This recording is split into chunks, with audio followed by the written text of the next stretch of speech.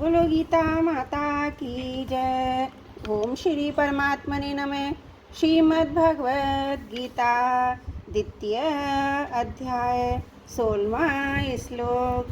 नासतो विद्धते भावो ना भावो विद्धते सतः उभयोरपि द्रष्टोऽन्तः स्ववनि योस्ते तत्त्वदर्शिभिः। यहाँ पूर्वार्ध में भगवान ने भू सत्तायाम भाव अभाव असभूवि असत सत और विद सत्तायाम विद्धते इन तीन सत्तावाचक धातुओं का प्रयोग किया है। इन तीनों के प्रयोग का तात्पर्य नित्य तत्व की और लक्ष्य कराने में ही है। नासतो विद्धते भाव है। शरीर उत्पत्ति के पहले भी नहीं था, मरने के बाद भी नहीं रहेगा और वर्तमान में भी इसका क्षण प्रतिक्षण अभाव हो रहा है। तात्पर्य है कि शरीर भूत भविष्य वर्तमान इन तीनों कालों में कभी भाव रूप से नहीं रहता, अतः ये असत है। इसी तरह से इस संसार का भी भाव नहीं है, यह भी असत है। यह शरीर तो संसार का एक छोटा सा नमूना है, इसलिए शरीर के परिवर्तन से संसार मात्र के परिवर्तन का अनुभव होता है कि इस संसार का पहले भी अभाव था और पीछे भी अभाव होगा तथा वर्तमान में भी अभाव हो रहा है।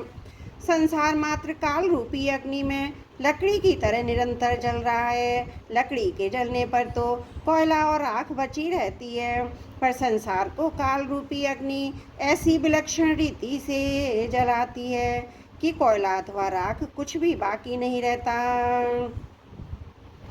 वह संसार का अभाव ही अभाव कर देती है। इसलिए कहा गया है कि असत की सत्ता नहीं है। ना भावो विद्धते सतः। जो सत वस्तु है उसका अभाव नहीं होता, अर्थात जब देह उत्पन्न नहीं हुआ था तब भी देह ही था, देह नष्ट होने पर भी देह ही रहेगा और वर्तमान में देह के परिवर्तनशील होने पर भी देही आत्मा उसमें ज्यों की त्यों ही रहती है। इसी रीति से जब संसार उत्पन्न नहीं हुआ था उस समय भी परमात्मा तत्व था। संसार का अभाव होने पर भी परमात्मा तत्व रहेगा और वर्तमान संसार के परिवर्तनशील होने पर भी परमात्मा तत्व उसमें ज्यों का त्यों ही है। मार्मिक बात यह है, संसार को हम एक ही बार देख सकते हैं, दूसरी बार नहीं, कारण कि संसार प्रतिक्षण परिवर्तनशील है। अतः एक क्षण पहले वस्तु जैसी थी दूसरे क्षण भी वह वैसी नहीं रहती। जैसे सिनेमा देखते समय पर्दे पर दृश्य स्थिर दिखता है, पर वास्तव में उसमें प्रतिक्षण परिवर्तन होता रहता है। मशीन पर फिल्म तेजी से घूमने के कारण वह परिवर्तन इतनी तेजी से होता कि उसे हमारी आंखें नहीं पकड़ पाती। इससे भी अधिक मार्मिक बात यह है कि वास्तव संसार एक बार भी नहीं दिखता, कारण कि शरीर इंद्रियां मन बुद्धि आदि जिन कारणों से हम संसार को देखते हैं अनुभव करते हैं वे कारण भी संसार के ही हैं। अतः वास्तव में संसार से ही संसार दिखता है। जो शरीर संसार से सर्वदा संबंध रहित है उस स्वरूप से संसार कभी दिखता ही नहीं। तात्पर्य है कि स्वरूप में संसार की प्रतीति नहीं है, संसार के संबंध से ही संसार की प्रतीति होती है। इससे सिद्ध हुआ कि स्वरूप का संसार से कोई संबंध है ही नहीं। दूसरी बात, संसार शरीर इंद्रियां मन बुद्धि की सहायता के बिना चेतन स्वरूप कुछ कर ही नहीं सकता। इससे सिद्ध हुआ कि मात्र क्रिया संसार में ही है, स्वरूप में नहीं। स्वरूप का क्रिया से कोई संबंध है ही नहीं। संसार का स्वरूप है क्रिया और पदार्थ। जब स्वरूप का ना तो क्रिया से और ना पदार्थ से ही कोई संबंध है तब ये सिद्ध हो गया कि शरीर इंद्रियां मन बुद्धि सहित संपूर्ण संसार का अभाव है। केवल परमात्मा तत्व का ही भाव सत्ता है जो निर्लिप्त रूप से सबका प्रकाशक और आधार है। उभयोरपि दृष्टोऽन्तः स्तनयोस्त तत्वदर्शिभिः। इन दोनों के अर्थात सत असत देही देह के तत्व को जानने वाले महापुरुषों ने इसका तत्व देखा है, इनका निचोड़ निकाला है। एक केवल सत तत्व ही विद्यमान है। असत तत्व का वस्तु भी सत है और सत वस्तु का तत्व भी सत है, अर्थात दोनों का तत्व एक सत ही है। दोनों का तत्व भाव रूप से एक ही है। अतः सत और असत इन दोनों के तत्व को जानने वाले महापुरुषों के द्वारा जानने में आने वाला एक सत तत्व ही है। असत की तो जो सत्ता प्रतीत होती है वह सत्ता भी वास्तव में सत्य की ही है। सत्य की सत्ता से असत्तावान प्रतीत होता है। इसी सत्य को परा प्रकृति, क्षेत्रज्ञ, पुरुष और अक्षर कहा गया है तथा असत को अपरा प्रकृति, क्षेत्र प्रकृति और क्षर कहा गया है। अर्जुन भी शरीरों को लेकर शोक कर रहे हैं कि युद्ध करने से सब मर जाएंगे। इस पर भगवान कहते हैं कि क्या युद्ध ना करने से ये नहीं मरेंगे? असत तो मरेगा और निरंतर ही मर रहा है, परंतु इसमें जो सत रूप से है उसका कभी अभाव नहीं होगा। इसलिए शोक करना तुम्हारी बेसमझी ही है। 11वें श्लोक में आया कि जो मर गए हैं और जो जी रहे हैं उन दोनों के लिए पंडित जन शोक नहीं करते। 12वें 13वें श्लोकों में आत्मा की नित्यता का वर्णन है, उसमें धीर शब्द आया है। संसार की अनित्यता का वर्णन आया है, जो उसमें धीर शब्द आया। ऐसे ही यहाँ पर सत असत का विवेचन आया, जो इसमें तत्वदर्शी शब्द आया। इन श्लोकों में पंडित धीर और तत्वदर्शी पद देने का तात्पर्य है जो विवेकी होते हैं, समझदार होते हैं, उनको शोक नहीं होता। अगर शोक होता है तो विवेकी नहीं है, समझदार नहीं है।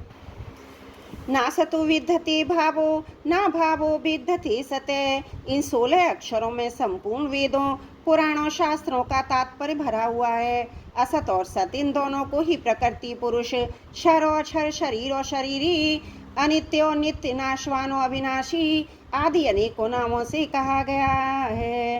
देखने, सुनने, समझने, चिंतन करने, निश्चय करने आदि में जो कुछ भी आता है वह सब असत है। जिसके द्वारा देखते, सुनते, चिंतन आदि करते हैं वह भी असत है, दिखने वाला भी असत है। इस श्लोकार 16 अक्षरों में 3 धातुओं का प्रयोग हुआ है। भू सत्तायाम जैसे अभाव और भाव, असभूवी जैसे असत और सत, विद सत्तायाम जैसे विद्धते और न विद्धते। यद्यपि इन तीनों धातुओं का मूल अर्थ एक ही है, तथापि सूक्ष्म रूप से तीनों अपना स्वतंत्र अर्थ भी रखते हैं। जैसे भू धातु का अर्थ उत्पत्ति है, अस धातु का अर्थ सत्ता होना है, विद धातु का अर्थ विध मानता है।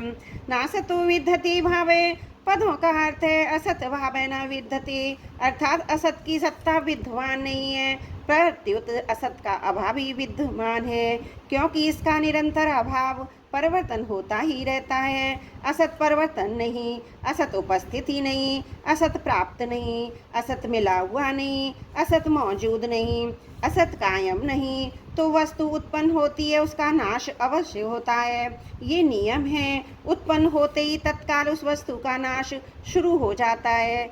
इसका नाश इतनी तेजी से होता है कि 2 बार कोई देख ही नहीं सकता। उसको एक बार देखने फिर दोबारा उसी स्थिति में नहीं देखा जा सकता। यह सिद्धांत जिस वस्तु का किसी का क्षण अभाव है उसका सदा अभाव ही है, अतः संसार का सदा ही अभाव है। संसार को कितनी ही सत्ता दें, कितना ही महत्व दें, पर वास्तव में विद्वान है ही नहीं, असत प्राप्त है ही नहीं, कभी प्राप्त हुआ ही नहीं, कभी प्राप्त होगा ही नहीं। असत का प्राप्त होना संभव ही नहीं है। ना भावो विद्धते सते, पदों का अर्थ है सते भाव न विद्धते, अर्थात सत का अभाव विद्यमान नहीं है, प्रत्युत सत का भाव ही विद्यमान है, क्योंकि इसका कभी अभाव परिवर्तन होता ही नहीं। उसका अभाव हो जाए उसको सत ही नहीं कहेंगे। सत की सत्ता निरंतर विद्यमान है। उभयोरपि दृष्ट है, तत्वदर्शी महापुरुषों ने सत तत्व को उत्पन्न नहीं किया, प्रत्युत देखा अर्थात अनुभव किया। तात्पर्य है कि असत का अभाव, सत का भाव दोनों के तत्व को जानने वाले जीवन मुक्त तत्वज्ञ महापुरुष एक सत तत्व को ही देखते हैं, अर्थात स्वतः स्वाभाविक है एक ही अनुभव करते हैं। असत का तत्व और सत की सत्ता भी तत्व भी सत्य है, ऐसा जान लेने पर महापुरुषों की दृष्टि में एक सत तत्व है के सिवाय किसी की स्वतंत्र सत्ता रहती ही नहीं है। असत की सत्ता विद्यमान न रहने से उसका अभाव और सत का अभाव विद्यमान न रहने से उसका भाव सिद्ध होता है। निष्कर्ष ये हुआ असत है ही नहीं, प्रत्युत सत ही सत है। उस सत तत्व में देह और आत्मा का विभाग नहीं है। जब तक असत की सत्ता है तब तक विवेक है, असत की सत्ता मिटने पर विवेक ही तत्वज्ञान में परिणित हो जाता है। उभयोरपि दृष्टोन्तं स्ववन योस्त तत्वदर्शिभिः, इसमें उभयोरपि में विवेक है, अंत में तत्व ज्ञान है, दृष्ट में अनुभव है। विवेक तत्व ज्ञान में परिणित हो गया, सत्ता मात्र ही शेष रह गई, एक सत्ता के सिवा कुछ नहीं। ये ज्ञान मार्ग की सर्वोपरि बात है। असत की सत्ता नहीं, ये भी सत्य, सत का अभाव नहीं, ये भी सत्य। सत को स्वीकार करना साधक का काम है। साधक को अनुभव हो अथवा ना हो, उसको तो सत्य को स्वीकार करना है ही, स्वीकार करना है ही, और अस्वीकार करना भी नहीं। यही वेदांत वेदों का खास निष्कर्ष है। संसार में भाव अभाव दोनों दिखते हुए भी अभाव मुख्य रहता है। परमात्मा में भाव अभाव दोनों दिखते हुए भी भाव मुख्य रहता है। संसार में अभाव के अंतर्गत भाव अभाव है, परमात्मा में भाव के अंतर्गत भाव अभाव है।